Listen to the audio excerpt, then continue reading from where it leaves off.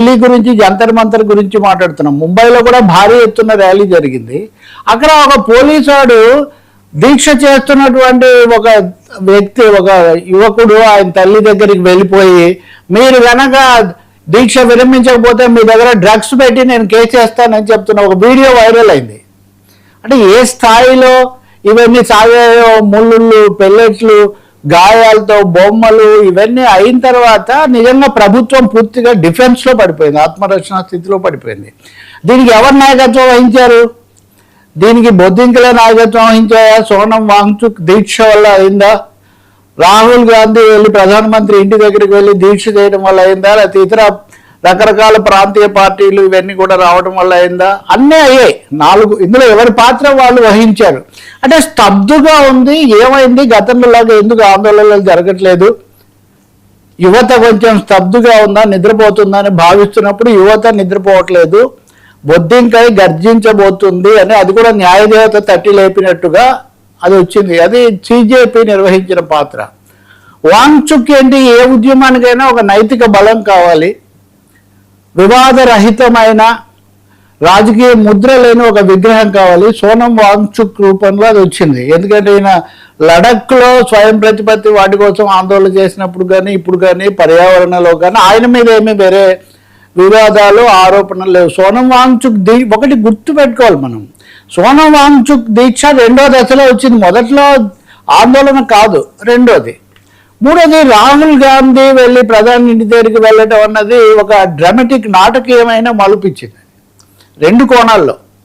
ప్రధాని ఇంటి ముందు ప్రతిపక్ష నాయకుడు వెళ్ళి ధర్నా చేయడం లాంటిది గతంలో ఎప్పుడు జరిగి ఉండదు. దీనివల్ల రాహుల్ గాంధీ రాజకీయ ప్రయోజనం కోసం చేశారా ఇంకొకటి అన్నప్పటికీ, రాహుల్ గాంధీ ప్రధాన ప్రతిపక్షం ముందుగా దీని దగ్గరికి రావడం వల్ల ఇప్పుడు సోనం వాంగ్చుక్ సతీమణి కూడా ఆమె విమర్శిస్తున్నారు. ఉదాహరణకు రాహుల్ గాంధీ మొదటే రావచ్చు కదా అక్కడికి అని. ఇక్కడ ఒక ధర్మ సంకటం ఉంది. రాహుల్ గాంధీకి ఇతరులకు కూడా ఉండొచ్చు. ఆ వేదిక దగ్గరికి రాజకీయ పార్టీలు వెళ్తే రాజకీయం అయిపోయింది అంటారు. ఇప్పటికే రాజకీయ పొలిటిసైజ్ చేశారు, రాజకీయ పార్టీలు ఉపయోగించుకున్నాయి, పక్కదో పట్టితే ఇట్లా విమర్శలు కొన్ని ఉన్నాయి. కానీ రాహుల్ గాంధీ తీసుకున్నటువంటి నాటకీయమైన చర్య వల్ల దీనికి అంతర్జాతీయంగా ఫోకస్ వచ్చింది. ప్రభుత్వం కూడా ఇంకా మనం ఊరుకుంటే అవుతుంది అని. నాలుగోది ఇతర పార్టీలు. సో వీళ్ళందరిలో ఇప్పుడు దీక్ష విరమించటం కూడా సోనం వాంగ్చుక్ నిర్ణయం. అది ఆయన దగ్గర వెళ్ళి 3 మంత్రులు వెళ్ళి 1-2 సార్లు చెప్పిన తర్వాత, అలాగే ఆ హామీలు ఇచ్చిన తర్వాత ఆయన పూర్తి హామీలతో దీక్ష విరమించాడు. దీక్ష విరమిస్తూనే ఇవన్నీ కూడా ఆయన చెప్పారు. అయితే దీక్ష విరమించినప్పటికీ మేము రాజీనామా డిమాండ్ మీద వెనక్కు తగ్గేది లేదు అని ఈ అభిక్ దీప్తే అదే ఆయన దాని వ్యవస్థాపకుడు మేజర్ బొద్దింక ఆయన ప్రకటన చేశాడు. దానికి తగినట్టే ఇప్పుడు రాజ్యాంగ పరిషత్ కాన్స్టిట్యూషన్ క్లబ్లో చర్చలు జరుగుతాయి. అంటే చర్చలకు మేము పోము, ఒక మధ్యలో ఏదైనా కొత్త తటస్థ ప్రదేశంలో చర్చలు జరపాలన్నారు కాబట్టి అక్కడ జరుగుతారు అని చెప్తున్నారు. కాబట్టి దీక్ష విరమించారు కాబట్టి ఇంకా అయిపోయింది, ఫిజిల్ అవుతుంది అని ఎవరైనా భావిస్తే అది కూడా పొరపాటే. ఎందుకంటే మొదలవడానికి ఒక కారణం ఉంటుంది, తర్వాత నడవడానికి వేరే కారణాలు ఉంటాయి. ఇప్పటికి కూడా ప్రభుత్వం ధర్మేంద్ర ప్రధాన్ రాజీనామా ప్రసక్తి లేదని వాళ్ళు చెప్తున్నారు. ఆ తర్వాత విద్యా శాఖకు కార్యదర్శిగా ఉన్న ఆయన బదిలీ చేశారు. మంత్రినన్న పోనీ రాజకీయ కారణాల వల్ల పట్టుకు వేలాడుకుందాం అనుకో, కార్యదర్శిని కూడా ఏంటంటే ప్రభుత్వం ఏమాత్రం ఇప్పుడు తగ్గినా కానీ ఇంకా పూర్తిగా తగ్గిపోతాము, ఎదురుదాడి పెరుగుతుంది అని ఒక ఆందోళన వాళ్ళకు వచ్చింది. ఇప్పుడు మురళీ మనోహర్ జోషి లాంటి బీజేపీ నాయకులు కూడా మాట్లాడుతున్నాం, బలపరుస్తున్న వేళ తప్పనిసరిగా ప్రభుత్వం ఏదో ఒకటి చేయాలని ఇప్పుడు చాలా కఠినమైన శిక్ష, ₹1 కోటి జరిమానా, 10 ఏళ్ల జైలు, ఇలా ఈ దేశంలో ఎన్ని చట్టాలు లేవండి, ఎన్ని కఠినమైన నిబంధనలు లేవు. వాటి వల్ల ఎంత జరిగింది తెలియదు. కానీ బట్ ప్రభుత్వము తీవ్రమైన ఒత్తిడికి గురి కావాల్సి వచ్చింది, తల వంచాల్సి వచ్చింది.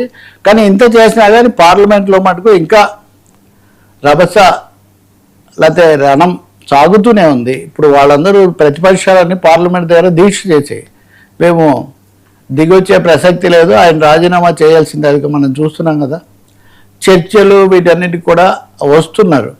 ఏమొచ్చినా రాజీనామా చేయించకూడదు అనే ఒక ఇదైతే కొంత పరువు, ఒక భేషజము, పట్టుదల కోసం ప్రతిష్టానం ప్రిస్టేజీకి పోతున్నట్టుగా ఉంది. అది చివరిదాకా సాధ్యమవుతుందా లేదా తెలియదు. ఈ కంటి తుడుపులతో ఆగుతుందా ఈ దీక్ష?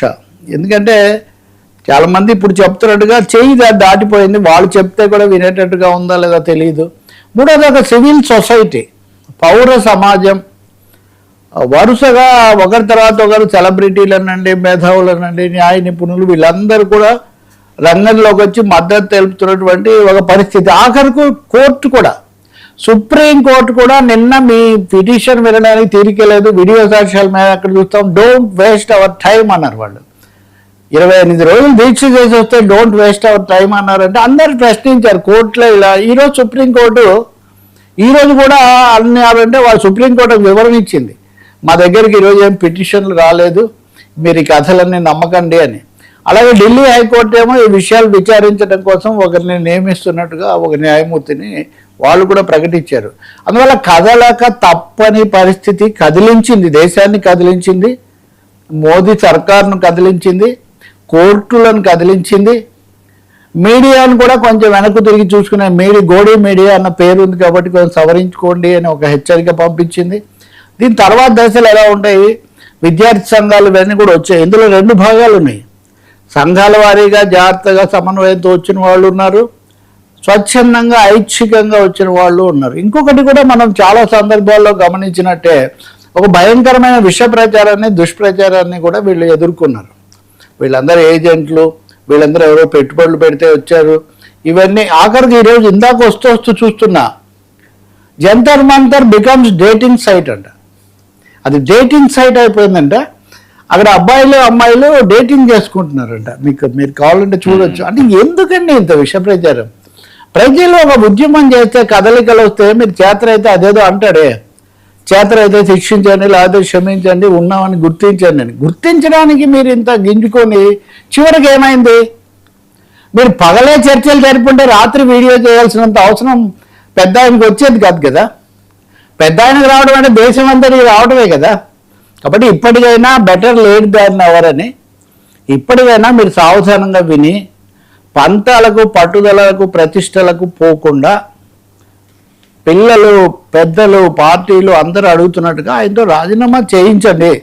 అది మురళీ మనోహర్ జోషి కూడా చెప్పాడు. ఆయన బీజేపీ మాజీ అధ్యక్షుడు అద్వానీ టైంలోనే. ఏమని, వీళ్ళ మీద మీరు దాడి చేయటం, ముద్ర వేయటం సరికాదు, వాళ్ళు చెప్పేది వినండి, లేకపోతే చేయి దాటిపోతుందని. ఇప్పుడు హెచ్చరిక కూడా ఉంది ఇక్కడ. ఒక దశ దాటిపోయిన తర్వాత ఎవరేం చేయలేరు. ఈరోజు టైమ్స్ ఆఫ్ ఇండియాలో కూడా అదే వ్యాసం. నేపాల్లో కానీ, బంగ్లాదేశ్లో కానీ, శ్రీలంకలో కానీ, ఇక్కడ అంతకుముందు ఈజిప్ట్లో కానీ చాలా చోట్ల అది మొదలైనప్పుడు పిల్లలతోనే మొదలైంది. అది ఎక్కడికి పోయిందో చివరకు తెలియదు. వాళ్ళు ప్రధానమంత్రులు కూర్చున్నారు, వాళ్ళు ఇంకోటి అయ్యారు. మీరు చూస్తే ప్రాంతీయ పార్టీలు కూడా ఇప్పుడు బీఆర్ఎస్ వాళ్ళు హైదరాబాద్లో ధర్నా అవి మద్దతు అని చెప్పి కేటీఆర్ అక్కడికి వెళ్ళి ఆయన పాల్గొంటున్నారు. అసలు ప్రభుత్వంలో ఉన్న కాంగ్రెస్ వాళ్ళు ర్యాలీలు చేశారు. సో రకరకాలుగా ఇది జరుగుతుంది. అందరికీ ఒక కనువిప్పు, ఒక కుదుపు, ఒక మలుపు అని మటుకు మనం చెప్పక తప్పదు. ప్రభుత్వం విఘ్నత ప్రదర్శిస్తుందని, అలాగే సోనం వాంగ్చుక్ హామీ ఇచ్చిన విధంగా పిల్లల మీద మళ్ళీ కక్ష సాధింపు చర్యలు తీసుకోకూడదని. ఇది రైతుల విషయంలో జరగల. రైతులు ఎర్రకోటకు ప్రదర్శన అది ఇది అన్నప్పుడు వాళ్ళకి హామీలు ఇస్తే వాళ్ళు నమ్మలేదు, అది అమలు అవ్వలేదు కూడా. వాళ్ళు మళ్ళీ ఇప్పుడు చేస్తున్నారు. కాబట్టి ఖచ్చితంగా చట్టం చూపించి లేకపోతే ఎవరో కాస్త అటు ఇటు చేసి చదరంగంలాగా మార్చి చేయాలని కాదు, నిజంగా ప్రక్షాళన చేయండి. 157 పరీక్షలు భ్రష్టు పట్టిపోయాయంటే దానికి బాధ్యులు ఎవరు? వాటి రాసిన పిల్లలు ఏమవుతారు? వాళ్ళ భవిష్యత్తు ఏమవుతుంది? ఒక వైద్యుడిగా ఒకడు అర్హత లేని వాడు వస్తే ఏం జరుగుతుంది? ఇవన్నీ ప్రశ్నలు.